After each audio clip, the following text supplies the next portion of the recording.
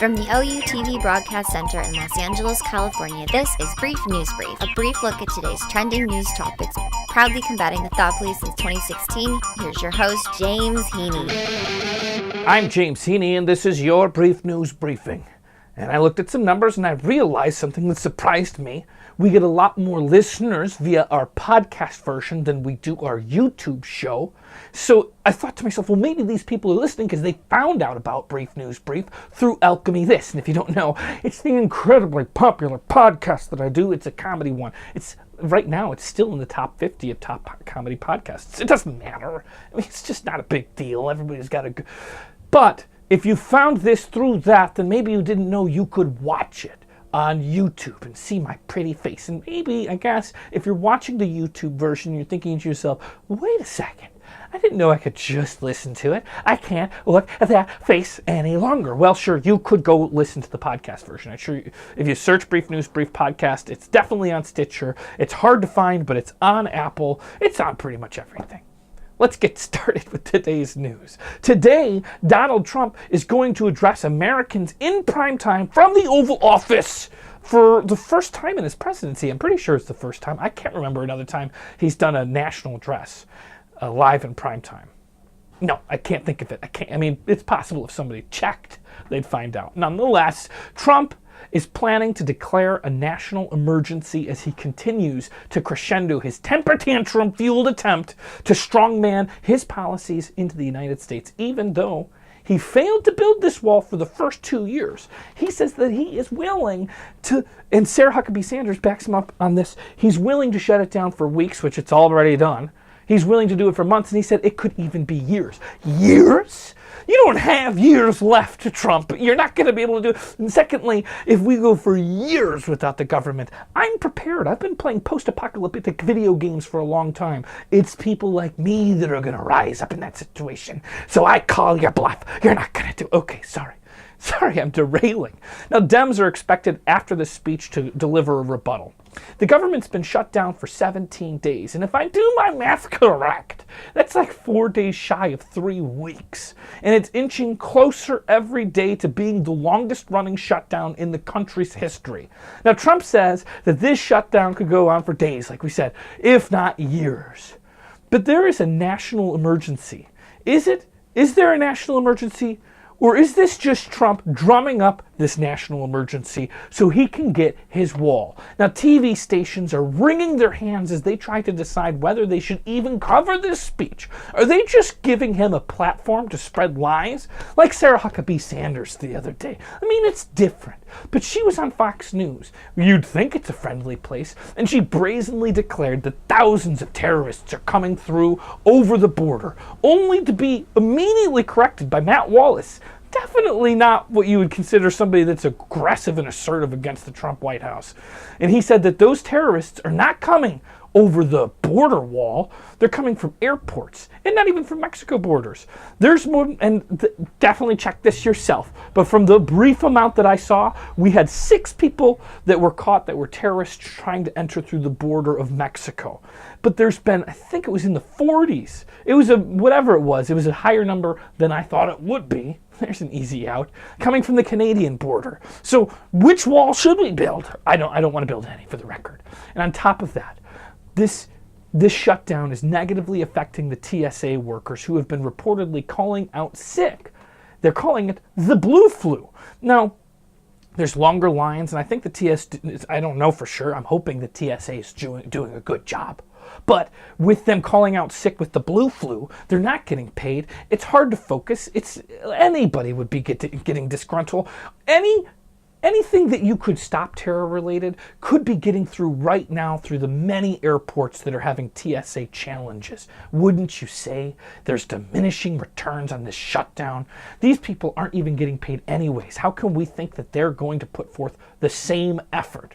Now, Senator Kamala Harris pinned the blame on Trump for the partial shutdown, saying that he rejected funding a funding bill with bipartisan support, resulting in an emergency of his own creation. She's saying it's his own creation, which I don't even know if Kamala Harris needs to say this, because I cannot shake the sound of him talking to Chuck Schumer just weeks ago before the shutdown, saying he would gladly take responsibility. You can call it the Trump shutdown, and he'd proudly take it. So I don't think we need to pin stuff on him. Everyone gets it. This is his call. Now, Pelosi has planned for a new series of votes to piecemeal reopen the government this week, but we're not sure. It's going to put Republicans in a particularly difficult position because they're going to be in the spotlight on the issue of whether millions of Americans will have trouble receiving their tax return checks. And that's just tax return checks, which is kind of like the secret holiday present that you get from the government. But there's a lot of people that work for the government. Like we said, the TSA, we're talking 800,000 people are having problems getting their pay, paying their rent, their bills. Does Trump have the authority to declare this national emergency? I'm not sure. Does he have the authority to declare a national emergency and send the military down there to construct a border wall without Congress approval? Now gear up for yet another Trump battle in the courts. And I suppose tune in tonight to see what Trump's remarks are if you want to witness Trump's unyielding attempt to make his vanity project a reality. Prosecutors have charged Natalia Veselnitskaya, which I am sorry, that might not be the particularly perfect pronunciation, but she was charged this morning with obstruction in a New York money laundering case. Now, you might remember her from such shady dealings as the Trump Tower meetings with members of the Trump campaign back in June 2016. Now, the charges from today, they aren't linked to anything that's in the meeting. It's completely unrelated to that, but it might be how her, because if you're thinking to yourself, wow, despite James's butchering of that name, it still rung a familiarity.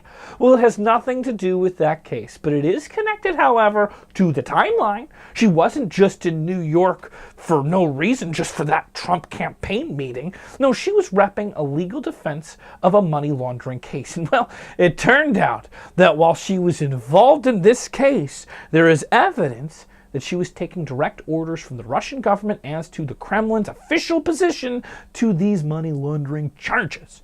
Now, this is considered obstruction of justice.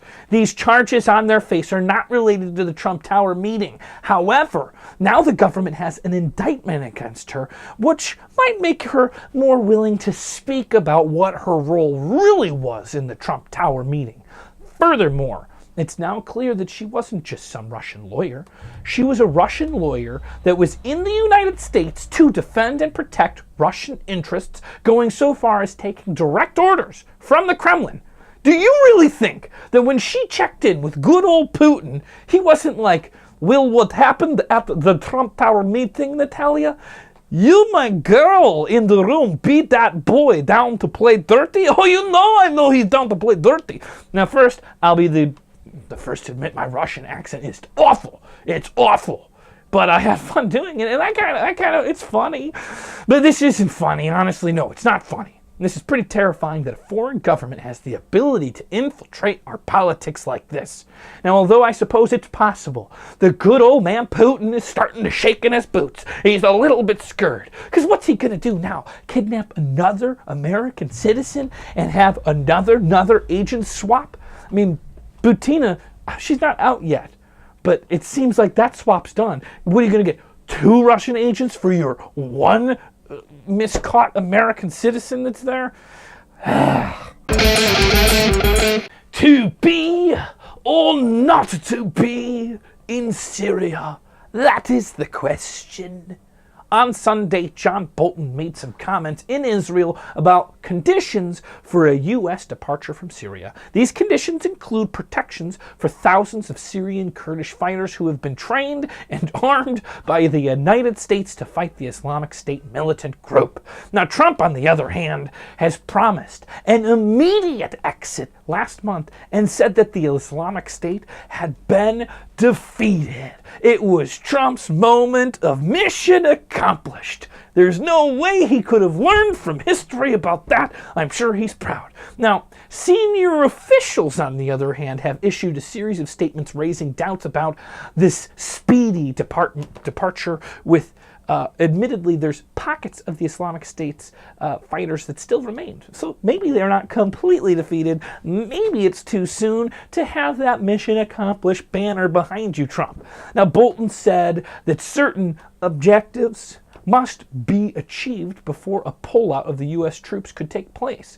Yet, on Monday, Trump promised that the U.S. would withdraw in a prudent and occur at a proper pace, which is actually, that's a pretty easy way of like being like, what do you mean? I said prudent and proper pace. Proper pace might be slow. I don't know.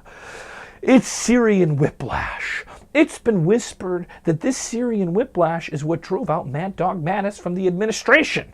The Turkish president, Erdogan, I think that's how you pronounce his name, scolded and snubbed the visiting White House National Security Advisor John Bolton today by saying that he had made a very serious mistake by demanding protection for U.S.-backed Kurdish fighters in Syria.